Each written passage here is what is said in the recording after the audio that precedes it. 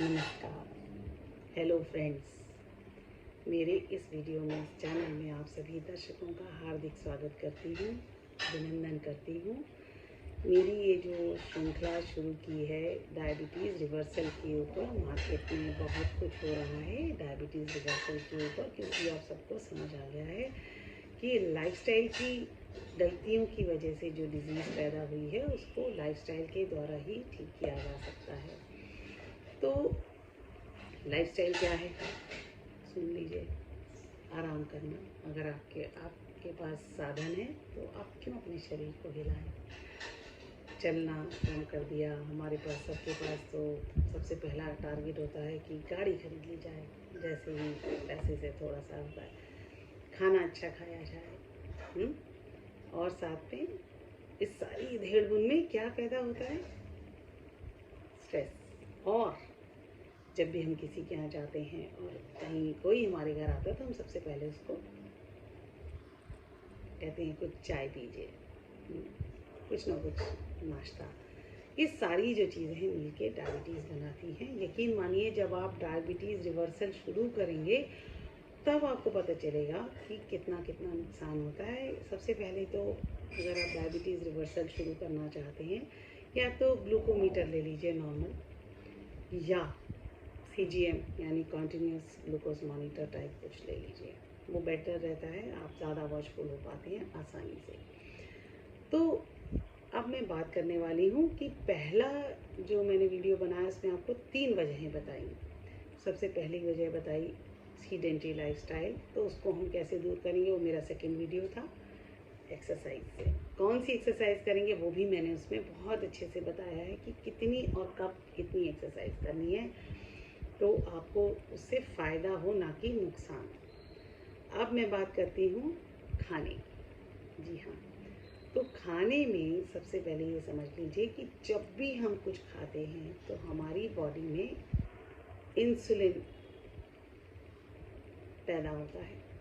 अब वो इंसुलिन जो है उसको खाने को डाइजेस्ट करने के लिए सेल के दरवाजे पे ले जाता है। ये सारी बातचीत मैं टाइप 2 डायबिटीज़ के लिए कर रही हूँ। टाइप 1 एक डिफरेंट चीज़ है जिसमें इंसुलिन नहीं होता या कम होता है, बहुत कम होता है। तो टाइप 2 डायबिटीज़ जो है वो इंसुलिन की कमी से नहीं होता, वो हमेशा इंसुलिन की अधिकता से होता है, बार बार ज़्यादा सिक्रीट होने से। तो जब वो इंसुलिन पैदा होता है, वो क्या करेगा, इंसुलिन तो अपने आप तो कुछ खाएगा नहीं, वो आपके ग्लूकोज को या कोई भी जो एनर्जी आई वो ले जाके सेल के पास जाएगा। भाई सेल, हमारे पास ग्लूकोज आया है, तुम्हें चाहिए खाना।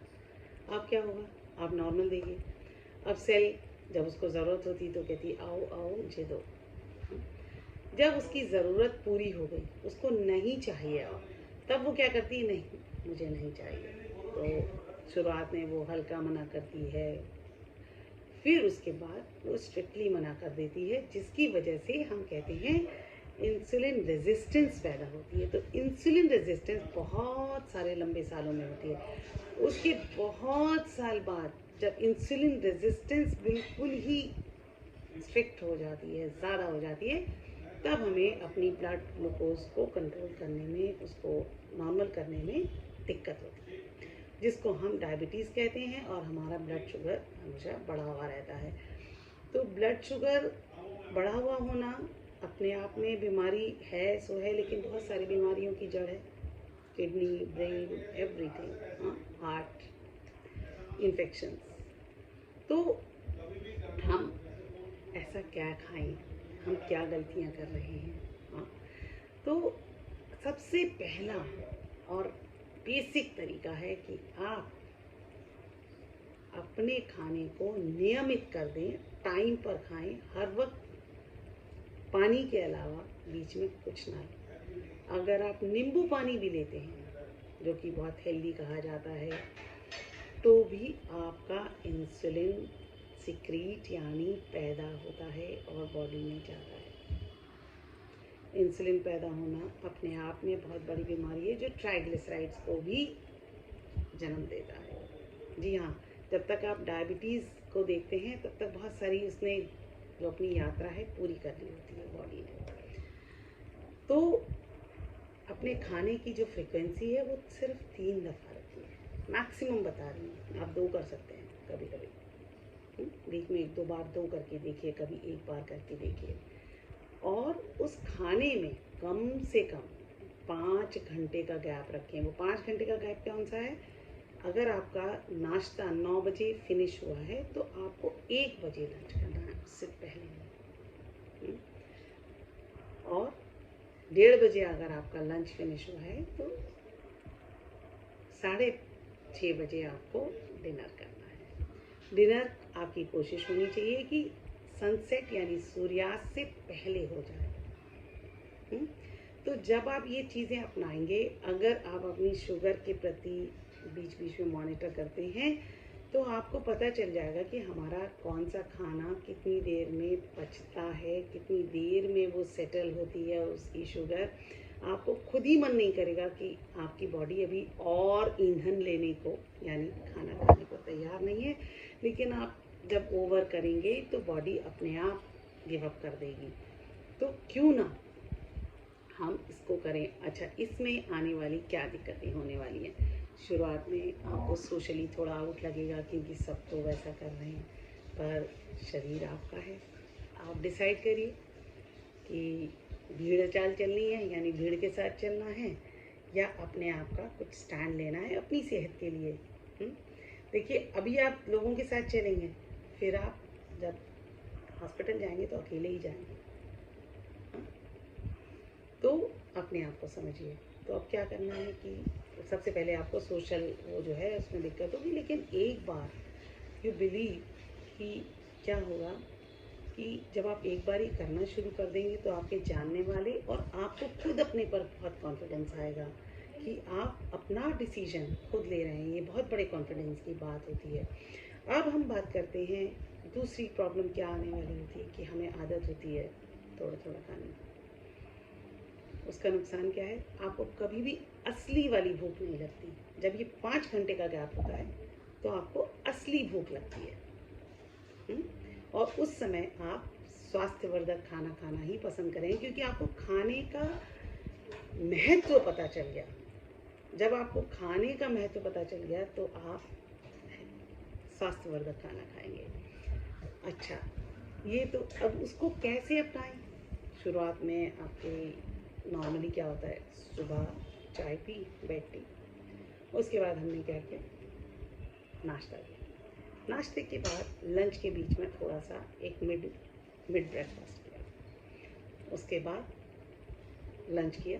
लंच के बाद मतलब जब ज़रूरत से पहले हमने सब कुछ डालते चले गए, और लंच करने के बाद शाम की चाय पी, और उसके बाद अब आप देखिए आपने कितने मील कर लिए, 6 मील। हाँ, तो आप 6 मील को आप धीरे धीरे घटा ही सकते हैं कि सुबह की बेड टी छोड़कर आप ब्रेकफास्ट जब करते हैं उस वक्त ही चाय लें।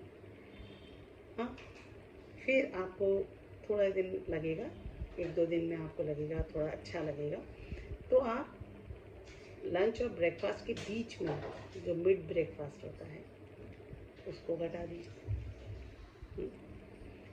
उसके बाद लंच और डिनर के बीच में जो शाम की चाय है उसको घटा दीजिए। शाम की चाय जब आप डिनर करने वाले हैं, आपका डिनर का टाइम है, तो आप आराम से पहले चाय, उसके साथ जो आपका खाना है उसका कुछ कुछ लेते जाइए, उसके बाद आप पूरा खाना खा लीजिए। उससे क्या होगा कि आपका जो इंसुलिन है उसको वक्त, आपकी सेल्स, आपकी बॉडी को समय मिल जाएगा उसको पचाने का। ये बहुत बड़ा नियम है, आप जब फॉलो करेंगे।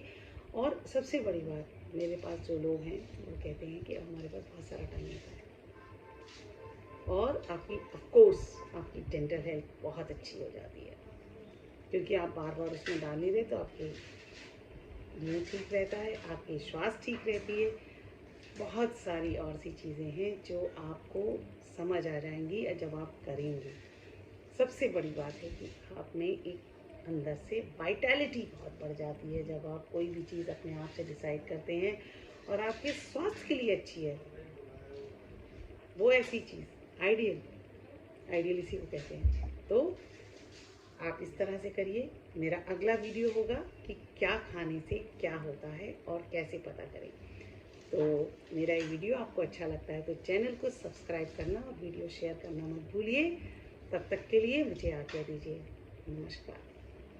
हाँ जी, एक और बात, कमेंट सेक्शन में ज़रूर लिखिए कि आपका क्या एक्सपीरियंस रहा। Thank you.